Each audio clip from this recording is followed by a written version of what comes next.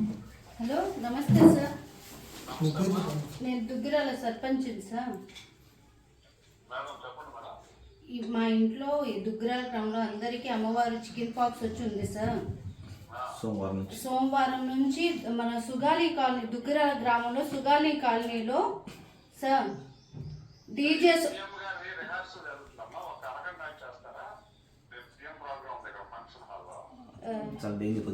Sir ఒక్క మాట వినండి సార్, రిక్వెస్ట్ సార్, ఒక్క మాట విని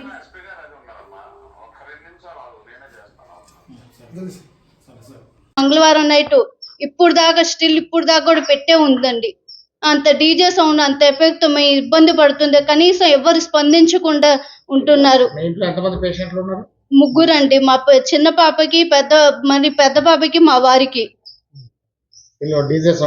డీజే సౌండ్ వల్ల దద్దరిల్లేటట్టు ముందు వెనక రెండు ప్లేస్ లో పెట్టారండి. సుగాలి కాలనీలో ఒక్క ప్లేస్ లో కూడా కాదు. ఇంట్లో దద్దరిల్లుతున్నట్టు ఉంది ఆ సౌండ్ ఎఫెక్ట్ కి.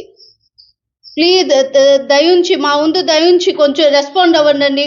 నారా లోకేష్ గారికి విజ్ఞప్తి చెప్తున్నానండి, దయచేసి మీరు స్పందిస్తారని.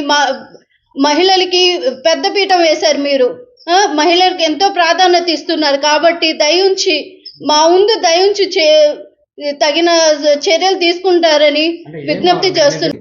దుగ్గిరాల గ్రామంలో మేము నివసిస్తున్నాం.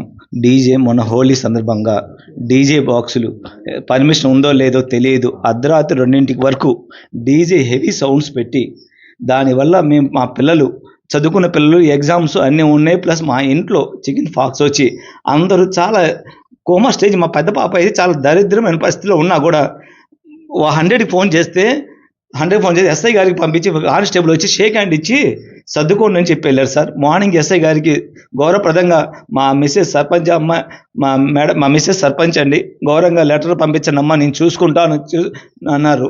దానికి వాట్సాప్ ద్వారా నాకు, మా పాపకి, మా చిన్న పాపకి ముగ్గురు హెల్త్ పరంగా 104 ఫీవర్తో ఇంట్లో ఉన్నామండి. ఆ డీజే బాక్స్ ఇంట్లో బతుకున్నామా లేదా చనిపోయామా అన్న స్టేజ్లో ఉన్నామండి. అయినా సరే ఎస్ఐ గారికి లెటర్ పంపిస్తే ఆయన 1/2 అవర్లో మీకు నేను చేసి పెడతా అనే భరోసా ఇచ్చారు.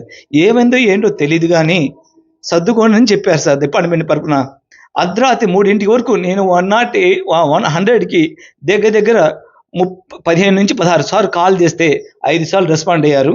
మీ ఎస్ఐ గారు ఏం చెప్తే అదే డిసిషన్, మాకేం లేదండి, మీ ఓన్లీ కాల్ లిఫ్ట్ చేయడం వరకే. మీరు ఏదైనా అన్నారు. ఈ రాత్రి దగ్గర మేము హాస్పిటల్కి వెళ్ళి ఇక్కడ నుంచి ఖాళీ చేసి వెళ్ళిపోదాం అనుకున్నాం సార్.